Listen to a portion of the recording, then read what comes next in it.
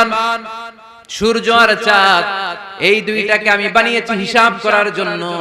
এগুলা নিজ নিজ হিসাবে চলে, কেউ কারো গায়ে ধাক্কা লাগে না। জীবনে কোনোদিন শুনেছেন নাকি চন্দ্রের সাথে সূর্যের ধাক্কা? চন্দ্রের সাথে সূর্যের ধাক্কা লাগে 15 জন নিহত। শুনছেন কোনোদিন? প্রবল জ্ঞানী হইবে যাহারা, আপন জ্ঞানেতে বুঝিবে তাহারা। রাত্রি পারে না আগে যাইবার, দিনের স্থান করে অধিকার। সূর্য লাগে না চন্দ্রের গায়েতে, চন্দ্র বাঁধে না সূর্যের গায়েতে।